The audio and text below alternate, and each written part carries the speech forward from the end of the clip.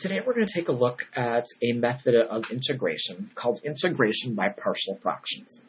By now, you know a couple different techniques of how to integrate things. You know, well, your primary technique is use substitution. If you have a product where use substitution doesn't work, maybe our product rule for integrals, integration by parts, will work. We've seen that we can use long division to rewrite the problem if the degree of the numerator is greater than or equal to the degree of the denominator. We could do some completing the square to try to make it fit one of our trig form, our inverse trig forms. Here's another method, though, that we need to look at. For example, I want to integrate 1 over x squared minus 5x plus 6 dx. I want to try to integrate this thing. And a good first step would be to factor that denominator. It is nicely factorable, and this thing becomes 1 over x minus 3, x minus 2, dx. Well, I can't do a use substitution with like two different things over here.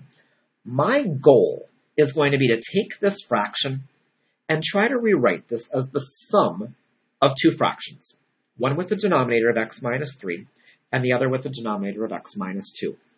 Let me actually write that goal out here. My goal is going to be to rewrite this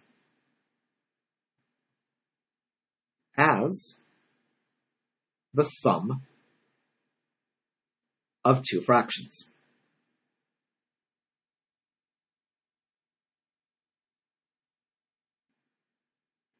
One with a denominator of x minus 3, and the other with a denominator of x minus 2.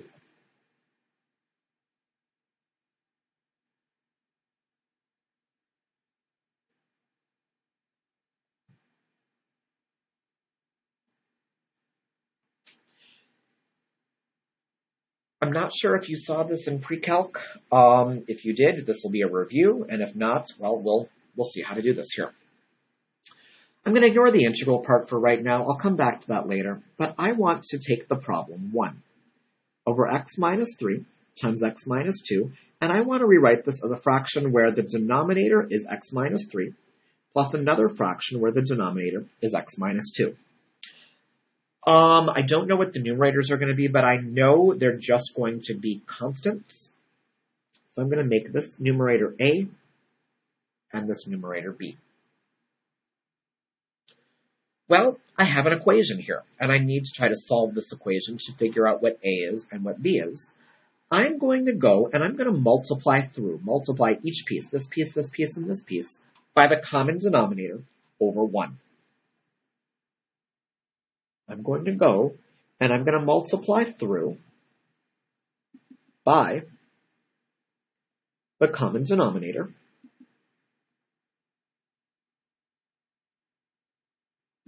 over 1. I'm going to multiply through by the common denominator over 1.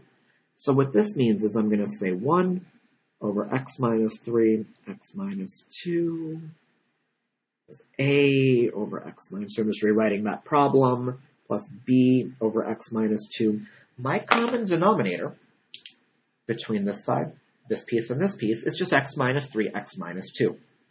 I'm going to multiply, use a different color, I'm going to multiply this first fraction by x minus 3, x minus 2 over 1. I'm going to multiply the second one by x minus 3, x minus 2 over 1. And I'm going to multiply the third fraction by x minus 3, x minus 2 over 1. Well, it's really nice in that first fraction when you go and multiply because the x minus 3's cancel, the x minus 2's cancel, and you just get 1. Over here, the x minus 3's cancel, leaving us with a times x minus 2. And in the last piece, the x minus 2's cancel, leaving us with b times x minus 3. And somehow I need to figure out what a and b will be from this line. Well, let's go and distribute the a and the b. 1 equals ax minus 2a plus bx minus 3b. I'm going to kind of shift things around, and I want to group the x terms and the constant terms. So I'm going to move things around a little bit. I'm going to say 1 equals ax plus bx minus 2a minus 3b. And the point is, these x terms, well, I could factor an x out of that, and I could say 1 equals x times a plus b. The other stuff that had no x in it, I'm just going to kind of group together and say plus negative 2a minus 3b. What I now notice is I have x with some sort of coefficient over here, plus just some sort of constant over here. I'm going to now look at the left side. I'm going to set the coefficient of the x term equal to the coefficient of the x that I see on the left, even though I don't see one. More with that in a moment. And then I'm just going to set the constants equal. Let me write that down. I'm going to set the coefficient of the x term equal to the coefficient of x on the left,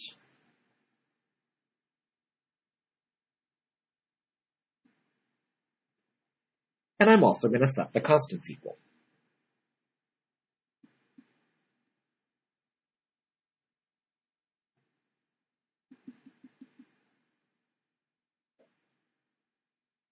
I'm going to set the coefficient of the x term equal to the coefficient of the x on the left. I'm also going to set the constants equal. Well, how many x's do I have on the left? I don't have any. That's going to give me the little equation a plus b equals 0. This is my constant on the right. This is my constant on the left. I'm going to set those equal, and I'm going to say negative 2a minus 3b equals 1. Well, what do you know? It's a system of equations. All we have to do, go solve this thing.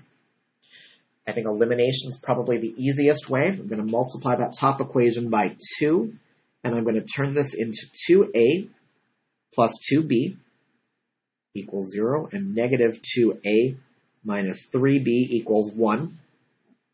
Let's see, so negative b equals 1. Divide b is going to be negative 1. I'll go plug into that top equation. A minus 1 equals 0, so a is going to equal 1. And I've figured out, well, my a and my b. This is no calculus whatsoever. This is just some pre-calc work to kind of decompose our fraction, the sum of two different fractions. I now know that this over here is a 1, and this is a negative 1. Well, because I figured out that 1 over x minus 3 times x minus 2 becomes 1 over x minus 3 minus 1 over x minus 2, I'm going to go and do that original integral again. If I want to try to integrate 1 over x minus 3 times x minus 2 dx, this means I just have to do the integral of 1 over x minus 3 minus 1 over x minus 2 dx. Why don't I go and separate that into two different integrals? Let me make this the integral of 1 over x minus 3 dx minus the integral of 1 over x minus 2 dx. If you go to do a u substitution, u is going to equal x minus 3 du equals dx. So this is just the integral of du over u. Probably shouldn't do a u substitution here. Probably should make it a different letter. I'll make it v just for fun. V equals x minus 2 dv equals dx. That becomes minus the integral of dv over v. Yeah, and I suppose if du is just dx, maybe we don't even have to bother going through all this work. But this will give me the natural log of the absolute value of u minus the natural log of the absolute value of v plus a constant, or the natural log of the absolute value of x minus 3 minus the natural log of the absolute value of x minus 2 plus a constant. Actually, I can do just a little bit better. Rather than leaving a subtraction problem of 2 logs in here, I can use my properties of logs to divide the stuff inside, and I can make this the natural log of the absolute value of x minus 3 over x minus 2 plus a constant.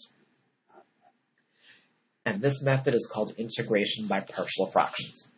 Really, the large amount of the work is just the pre-calc stuff of how we can rewrite a fraction in terms of the sum of 2 other fractions. Then once I have that, I'm going to do my integrals. Most of the time I'm going to end up with some natural logs in there, and then I'll just put them together into a single log.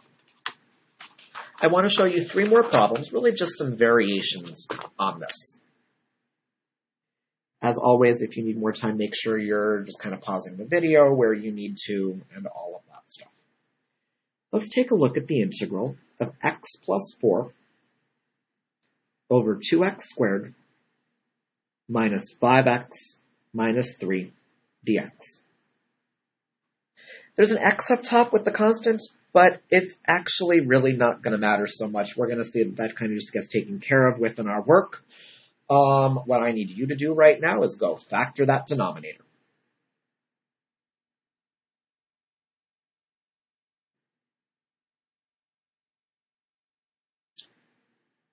Maybe, hopefully, you were able to get 2x plus 1 times x minus 3 for your factoring. And I want to decompose this into some constant a over 2x plus 1 plus some other constant b over x minus 3. Okay, so time for some pre-calc work. I'm going to go and multiply each piece by the common denominator over 1, so I can get rid of my denominators.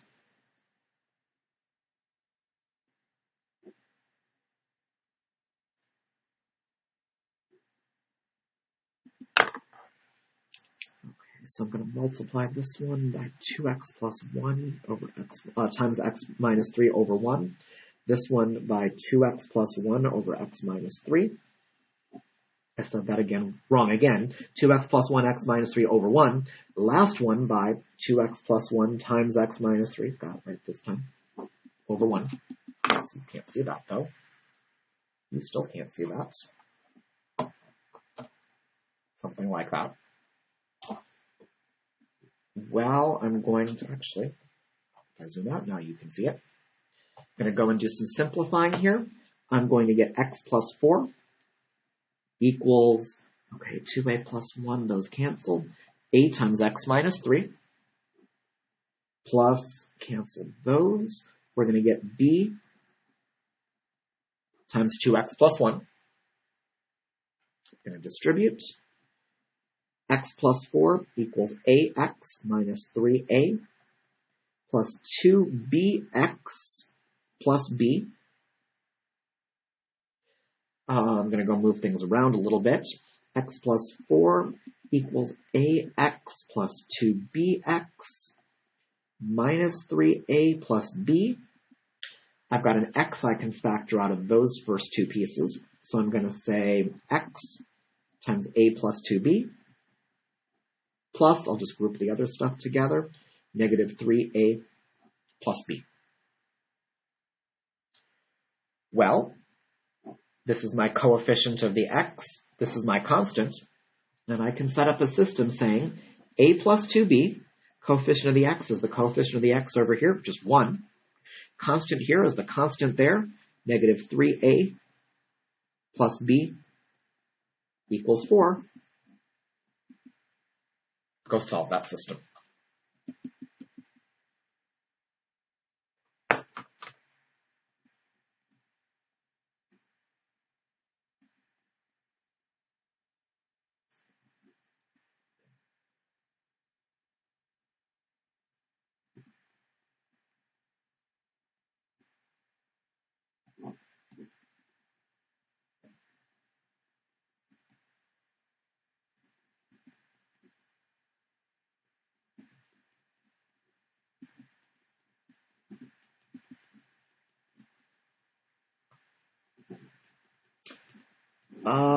Get negative 1 and positive 1 again. that really is just a coincidence that they're the same numbers I got last time. No, in general, you're not just going to get positive 1 and negative 1 out of these things. But now, let's see.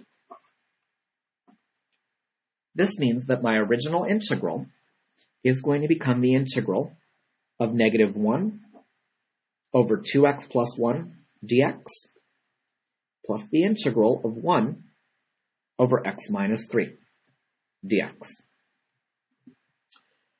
I think the second one should be pretty easy. We can probably do it without a u substitution.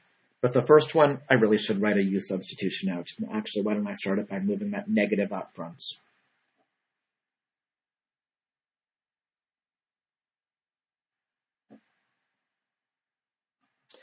I'm going to say that u equals 2x plus 1. du is 2 dx.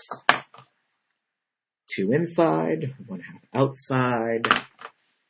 This is going to become negative 1/2 times the integral of du over u plus the integral of 1 over x minus 3 dx. Technically, I should do a u substitution, but I kind of know what's going to happen from that, so I'm not going to bother. I'm getting negative 1/2 times the natural log of the absolute value of u plus the natural log of the absolute value of x minus 3 plus a constant. That's negative 1/2 times the natural log of the absolute value of 2x plus 1 plus the natural log of x minus 3 plus a constant. Again, I'd like to simplify this so my final answer becomes just a single fraction. I'm going to take that 1/2, I'm going to move that into the power. I'm going to say negative the natural log of the absolute value of 2x plus 1 to the 1/2 plus the natural log of the absolute value of x minus 3 plus a constant. Well, or I could say this is a square root over there. I'm going to switch the order of these things just to make the final step a little bit easier. Natural log of the absolute value of x minus 3 minus the natural log of the square root of 2x plus 1 plus a constant. Put them together. You've got the natural log of the absolute value of x minus 3 over the square root of 2x plus 1 plus a constant c.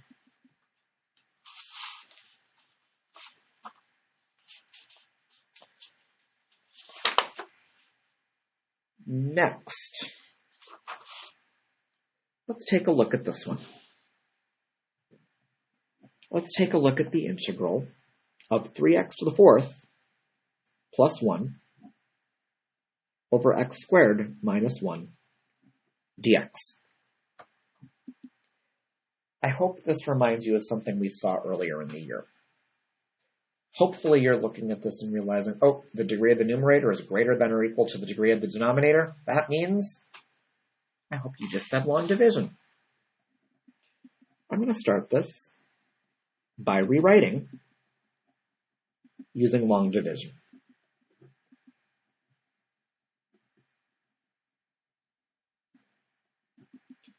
And the reason I'm doing that is because the degree of the numerator is greater than or equal to the degree of the denominator. I'm going to start by rewriting this using long division because the degree of the numerator is greater than or equal to the degree of the denominator. So here we go, x squared minus 1 divided into, remember to account for all the missing terms, so 3x to the 4th plus 0x cubed plus 0x squared plus 0x plus 1. And I'll divide. 3x to the 4th divided by x squared should give me 3x squared. I'm going to multiply. I'm going to get 3x to the 4th minus 3x squared. Put in parentheses and subtract. Gone. 0. 0x squared minus negative 3x squared. That's positive 3x squared. And I'll bring down the plus 1 at the end. I'm going to, oops, you can't see that anymore. I'm going to go and divide again. So 3x squared divided by x squared will give me 3. I'll stick a 3 at the end. Multiply 3x squared. 3 times negative 1 is negative 3. Subtract. gone. 1 minus negative 3 is positive 4. So 4 over x squared minus 1. Instead of doing the problem that I gave you, we're going to now integrate this answer, this just kind of rewritten version of what I had. We're going to integrate 3x squared plus 3 plus 4 over x squared minus 1 dx. Okay, so to integrate this, let's see, let me rewrite the problem over here. 3x squared plus 3 plus 4 over x squared minus 1 is just x plus 1, x minus 1. I might as well go deal with that.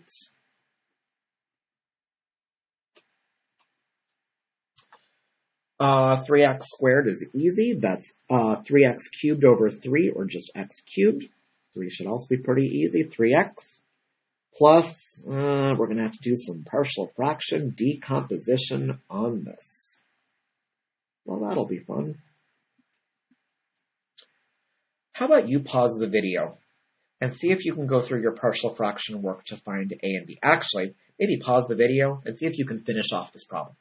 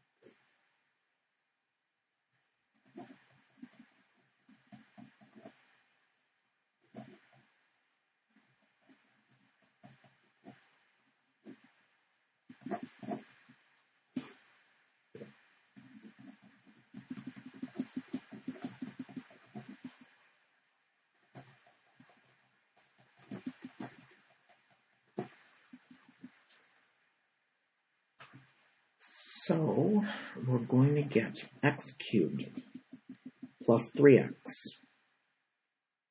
minus 2 times the integral of, oh, you know what, forget that, I'm not actually everything out, plus the integral of negative 2 over x plus 1 dx,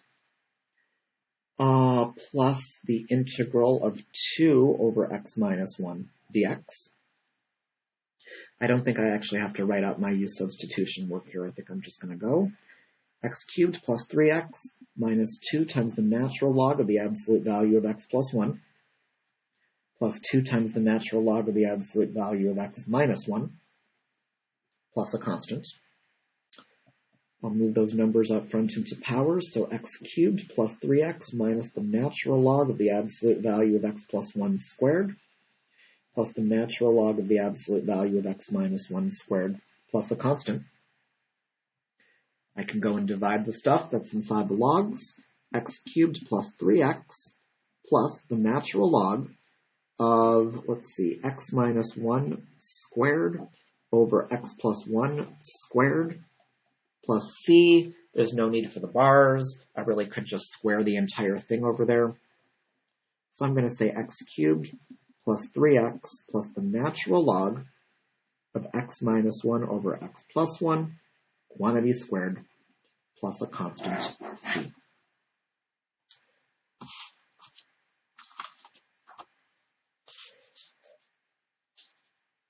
Last thing that I want to show you how to deal with a definite integral.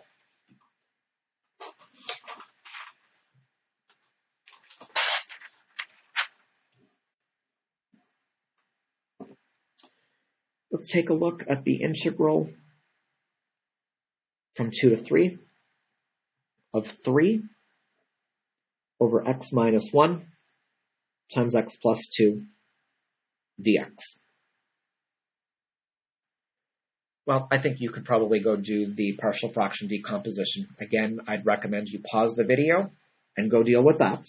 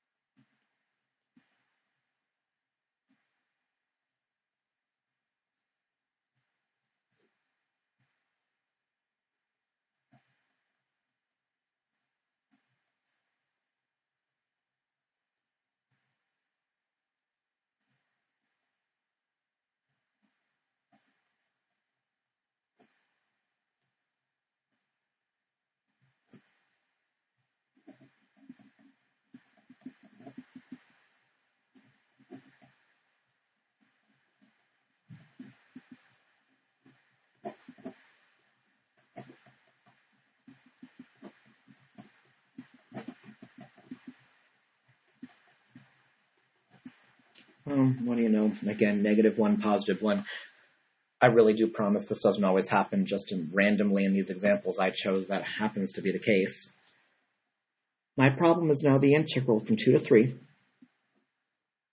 of 1 over x minus 1 minus 1 over x plus 2 dx.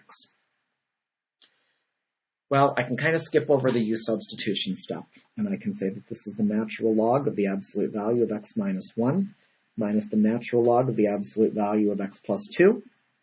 And I'll deal with that whole thing evaluating from 2 up to 3. Remember, the whole goal here is I'm trying to find the area under this function starting from 2 ending at 3. I'm going to use my properties to clean this up before I go and plug in. I'm going to say the natural log of the absolute value of x minus 1 over x plus 2. Again, deal with this between 2 and 3. Plug in 3 minus plug in 2. Plug in 3, we get the natural log of the absolute value of 3 minus 1 over 3 plus 2. Plug in 2, the natural log of the absolute value, 2 minus 1 over 2 plus 2. Natural log of 2/5, really no need for bars there, minus the natural log of 1/4. I'm subtracting 2 logs, which means I should divide the stuff inside. So I'm going to get the natural log of 2/5 over 1/4, which is the natural log of 2/5 times 4 over 1. That gives me an area of the natural log of 8/5. You're going to try a couple of these for homework, and we will talk about this stuff for a moment or two at the start of class on Tuesday. See you later.